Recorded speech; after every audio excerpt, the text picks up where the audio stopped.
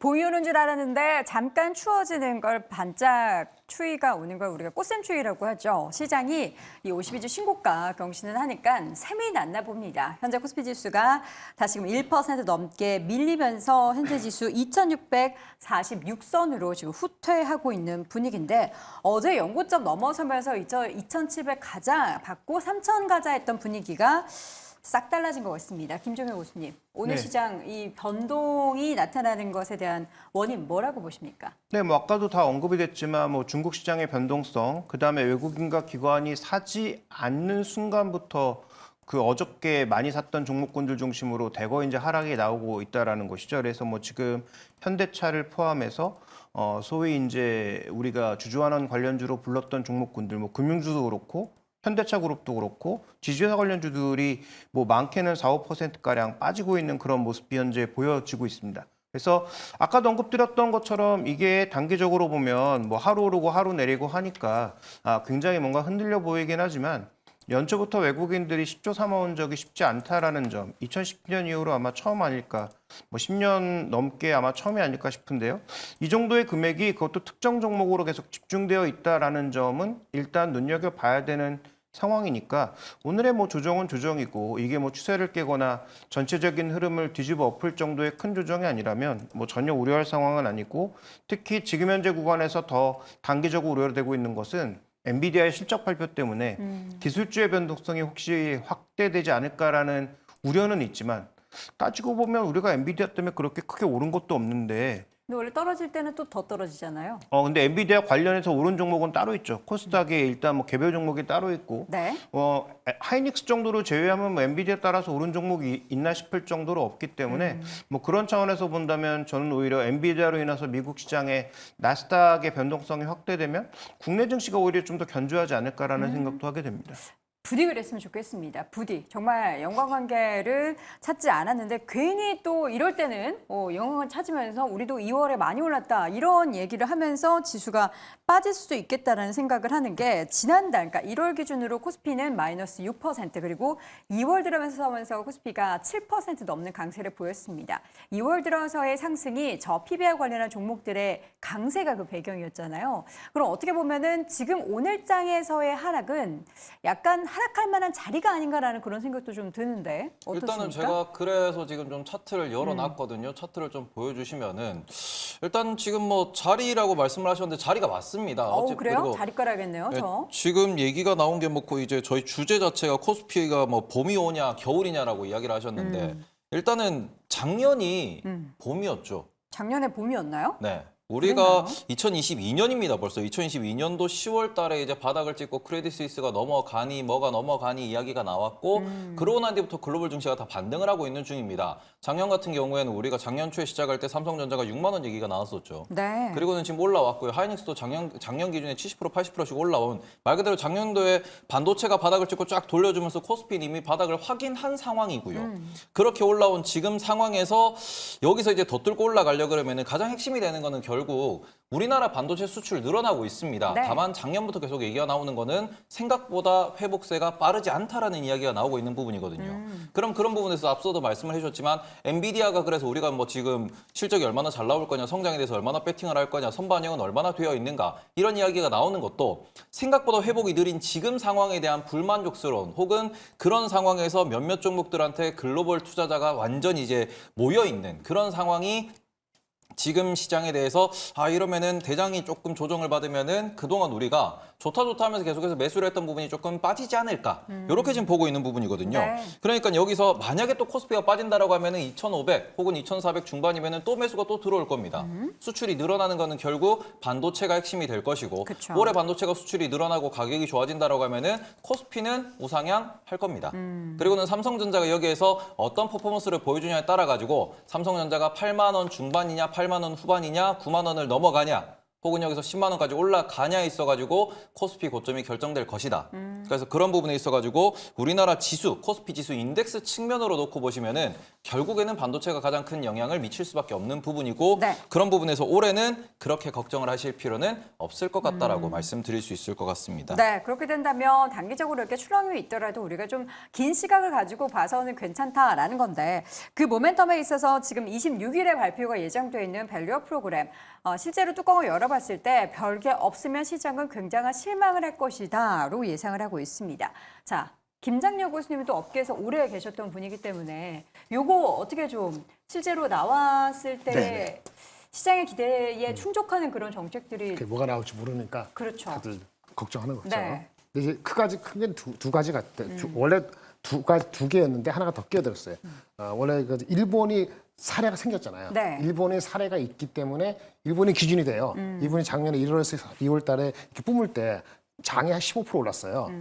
근데 거기는 그런 게 더 이렇게 더 미리 준비돼 갖고 이렇게 녹아 들어가면서 시간을 끌고 왔기 때문에 작년 1월, 2월, 3월 초까지인가 세게 오른 측면이 있고 우리는 그쪽 비중이 엄청나게 많지 않고 반도체라는 게 삼성화인이 있어 보니까 그 임팩트는 적어서 지금 현재 1월 19일 날 우리 이 기업 밸류와 프로그램이 나왔을 때가 지금 한 달 전이거든요. 네. 그때 기준으로 따지면 지금 7% 오른 거거든요. 오늘 빠져서 어제 올랐을 때 8% 올랐으니까 그러니까 8% 가다 말어 일본이 15% 갔는데 근데 우리는 지금 급조된 측면이 있기 때문에 첫 번째 이게 얼마나 스트롱하게 나올지 잘 모르겠다. 뚜껑 열어보자. 이거 근데 얼마나 스트롱할지 모르겠다는 생각에 불을 지핀 게 뭐냐. 의심을 한 것이 대만이 지난주에 또 한마디 했어요. 뭐라고요? 대만도 비슷한 거 하겠다고. 대만 주가가 3% 오른 날 기억나실 거예요. 테이블 보는데 그때 무슨 얘기 하나 나왔냐면은 납입 자본금을 넘어가는 그 분야의 부분의 금액에 대해서 별도의 세금을 매길 수도 있다. 아주 세게 나왔거든요. 우리가 그런 기준이 되면 우리는 감히 그렇게 할 수 있을까? 그러니까 그럼 우리는 얼마나 세게 나와야 되는데 그런 갑자기 생각이 그날 들었을 겁니다. 아마 그래서 경계가 있었을 거고요. 얼마나 셀까? 두 번째는 가장 중요한 건데 이 추진하는 주체가 현재 정부가 얼마나 그러니까 지속적으로 할 수 있을까? 두 번째에 대한 질문은 뭐 제가 정치적 얘기하는 게 아니라 기준이 잡아야 돼요. 누구만 믿고 하든지 기준이 잡아야 되는 거니까 지금 여당 지지율이 높아지면은 4월 총선 이후에도 지속된다고 보는 거고 그게 안 그러면은 그 전에 이 실현할 빌미만 찾을 겁니다. 26일에 좋은 숫자가 나오더라도 3월달에 언젠가 빌미를 찾을 거예요. 그래서 그런 것을 다 알고 있기 때문에 스트롱하게 나오고 그다음에 여당의 지지율이 높아야 된다고 제가 얘기하는 게 아니고요. 높아야지 이게 모멘텀에 좀 더 갈 수 있다. 이 두 가지 측면을 우리가 갖고 있는 거고 일본이 15% 올랐기 때문에 우리가 장이 이것 때문에 8% 더 오를 수 있다. 이건 무리입니다. 정책적으로. 하지만 아까 루미인데 나왔다고 보기 때문에 추세가 간다고 보면은 이렇게 조정을 받으면 다시 살 사람이 있을 거예요. 근데 그거 기술적인 대응을 하고 있는 거다라고 보면 그렇게 따지면 결국은 돌아봤을 때 이걸로 할 수 있는 건 한 2,700까지구나라고 생각을 갖고 다시 이제 기술주하고 반도체 얘기를 해야 되겠죠. 네. 이거는 여기까지. 근데 저피별 관련돼 가지고 지금 우리가 핵심이 되는 건 외국인들이 무엇을 끌어모으고 있냐를 보셔야 됩니다. 계속 우리가 언급하고 있는 게 삼성물산, 현대차, 기아 그리고는 은행주거든요. 지금 삼성물산은 뭐 자사주가 많은 상황에서 그걸 다 태우겠다라고 밝힌 부분, 그러니까 주주환원을 확대하겠다라고 이야기했던 부분이고요. 금융주 같은 경우에는 지금이 아닙니다. 2019년, 2020년부터도 계속 주주환원을 확대하겠다 했지만 이게 코로나 때문에 특수성 때문에 이제 정부의 규제로 이제 주주환원 배당을 많이 못 늘렸던 부분이 있거든요. 그런 상황에서 지금 배당을 더 늘릴 수 있는 그런 판이 깔려 있으니까 외국인들이 관심을 갖고 매수를 하고 있다고 볼 수 있습니다. 현대차와 기아 같은 경우에도 실적이 잘 나온 것도 맞지만 지금 정의선 체제로 넘어오면서 주주 환원을 늘려나가는 방향을 제대로 잡았거든요. 그러니까 이 부분에 있어서 앞으로도 주전을 잘할 수 있다는 믿음이 있다 보니까 이런 부분에서는 외국인들이 산다라고 볼 수 있습니다. 하지만 그 외의 기업들 같은 경우에는 다른 나라들에 대해서 뭐 규제가 어떻게 나오느니 그리고는 중국은 또 어떤 식으로 대책을 세우고 대만은 어떤 식으로 대책을 세우는지에 대해서 우리가 공부는 하고 있으나 가장 핵심이 되는 건 우리나라에서 그래서 정부가 규제를 가한다라고 하더라도 기업이 이 이야기를 듣느냐, 소액주주 혹은 외국인 투자자가 그런 부분에 있어가지고 이의를 제기할 수 있느냐, 이 부분은 결국 이사회가 독립적이냐 이쪽으로 가야 되는 부분이거든요. 근데 이사회가 독립적이냐 독립적이지 않냐라는 부분은 결국 상법 개정이랑 연결이 될 수밖에 없는 부분입니다. 다만 이 자리에서 계속 말씀드리는 게 상법 개정. 지금도 얘기가 안 나오고 있죠. 이렇게 되면은 그 부분에 있어가지고 이게 단기적인 매매로 끝날 것이냐 아니면 지속적인 모멘텀을 가질 것이냐의 핵심은 우리가 뭔가 주주로서 행동을 취할 수 있느냐 없느냐가 핵심이 될 수밖에 없는데 그 상황에서 상법 개정이 이루어지지 않는다 그러면 우리나라는 법적으로 주주들이 이사회한테 건의했을 때 오히려 법이 이사회 편이다라는 점. 그러면 이 부분이 남아있다라고 하면은 결국 우리나라에서 저 PBR 주식에 대해서 이렇게 관심을 갖고 접근하는 거는 단기적인 테마로 끝날 수밖에 없다라는 점. 그래서 이 부분에 대해서는 조금 고민을 많이 해보시고 주주환원이 진짜로 늘어나는 기업들에 대해서만 투자 아이디어를 가져가셨으면 좋겠습니다. 네, 최근에 전적으로 동의하는 것이 그 이제 쭉정이가 가려질 거예요.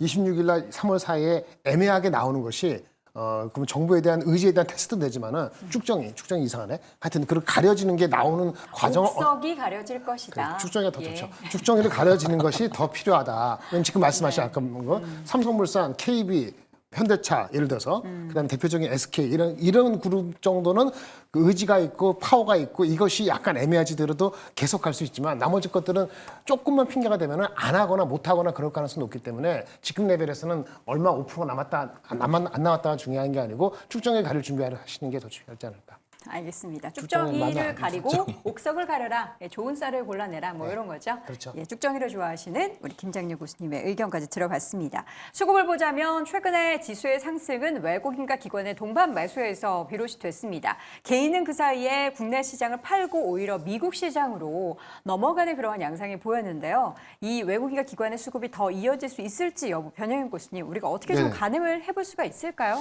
1월 추이를 보면 지금 기관이 6조 2,496억을 순매도했는데 여기서는 뭐 금융투자, 은행 업종에 관련된 매도세가 좀 컸다. 이 부분은 12월 배당책 관련된 이 포지션이 청산됐던 영향들이 좀 크지 않았나라고 보고 있습니다.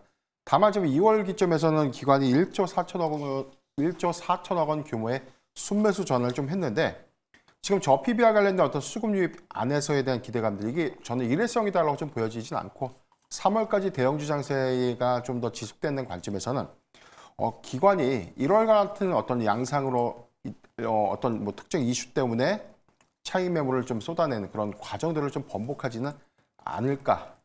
번복할 일은 없다라고 저는 보고 있기 때문에 다만 지금 변곡점이 지금 22일 기점에서 뭐 엔비디아 실적 발표가 있었고요. 1월 FOMC 의사록 공개 이 두 가지가 좀 변곡점이 좀 될 수 있다라고 좀 보고 있고 네. 여기 관련돼서는 엔비디아에 관련된 영향보다는 FOMC 여기서는 뭐 상반기 어떤 금리 정책 기조가 과연 어떻게 좀 풀어질 것인가 이제 이 부분이 시장에 가장 큰 화두로 좀 작용하지 않나라고 좀 보고 있습니다. FOMC 의사록 공개, 엔비디아 실적 발표 말고 시장의 변동성을 야기시킬 만한 이슈 또 뭐가 있을까요? 또 있나요?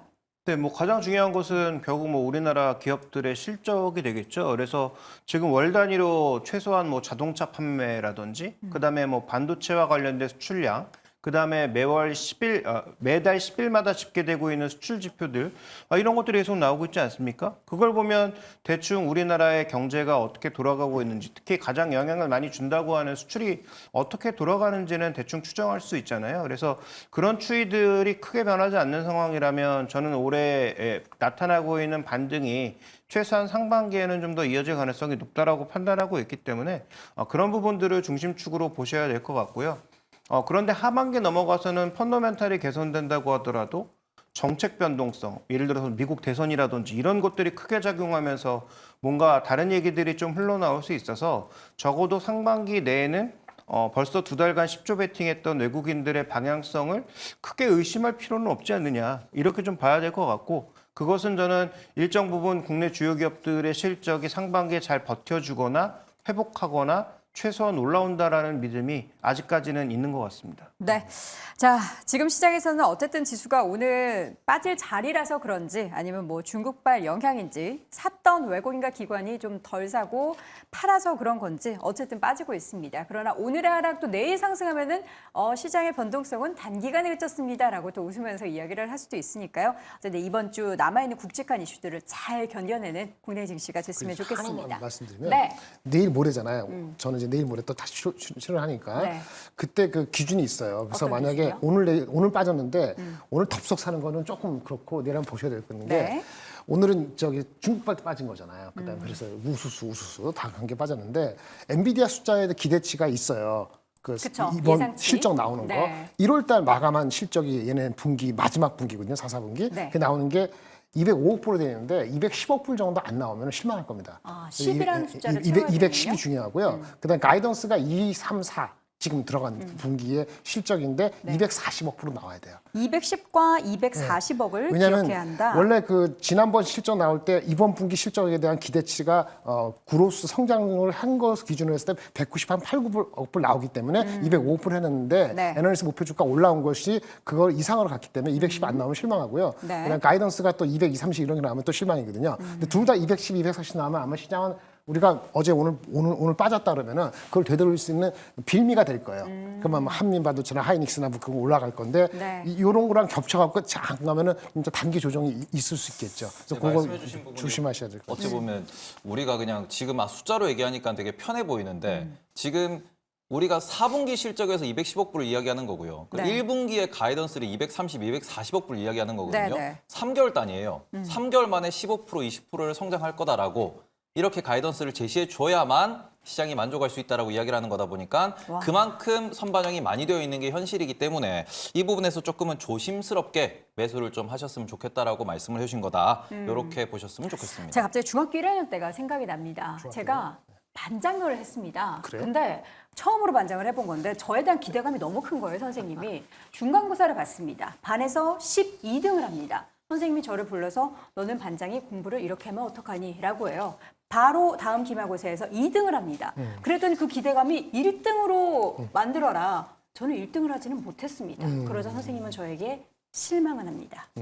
과연 엔비디아가 1등을 할 수 있을지, 1등 실적을 낼 수 있을지는 목요일에 공개하도록 아니 하겠습니다. 근데 지금은 독점 기업인데 젠슨왕이나 네. 최근에 여러 그 반도체 구루들이 얘기하고 있는 핵심은 뭡니까? 전 두 가지라고 생각하거든요. 이걸 조금 우리가 그냥 편하게 얘기하면 엔비디아 혼자 잘 되는 거 못 보겠다라는 거고요. 그렇죠. 두 번째는 뭐냐? 그만큼 하드웨어가 부족한데 왜 안 만드냐는 얘기를 하고 있는 거예요. 이 얘기는 다로 해석하면 뭐냐면 지금 정도의 캐펙스 내에서는 우리가 생각하는 AI는 안 온다. 앞으로 엄청나게 늘려야 된다는 거죠. 네. 소라 AI 굉장히 시장에 주목하지만 이거를 사람들이 원하는 수준으로 끌어내려면 엄청나게 소스를 돌려야 되는 거예요. 그러니까 그 정도 돈 안 내고는 우리가 원하는 품질을 만들어낼 수가 없는 거죠. 그러니까 약간 AI도 지금 정도의 캐펙스에서는 허상이 있는 게 분명하다라는 걸 생각하시고 엔비디아의 실적과 향후 방향성에 대해서 또 고민이 좀 필요합니다. 네, 시장의 평가가 참 다양한 것처럼 저의 방금의 얘기도 평가가 다양하네요. 지자랑으로 기결한다 그게 아니고요. 시장의 기대가 그만큼 눈높이가 높다라는 이야기를 또 재미나게 말씀을 드린 겁니다. 자, 다시 한번 또 네 분의 의견을 한 줄평으로 정리를 해보겠습니다. 김장렬 교수, 기업의 밸류업과 대만만큼의 강한지 그리고 여당의 지지율에 달렸다라고 의견 남겼고요. 김종효 교수는 코스피 20개월 만에 저항을 돌파했다. 변영인 교수는 지수 왜곡 현상이 정상화되는 과정이다. 봄은 올 것이다. 테이블 교수는 삼성전자 우상향, 코스피의 우상향을 의미한다라고 의견을 남겼습니다.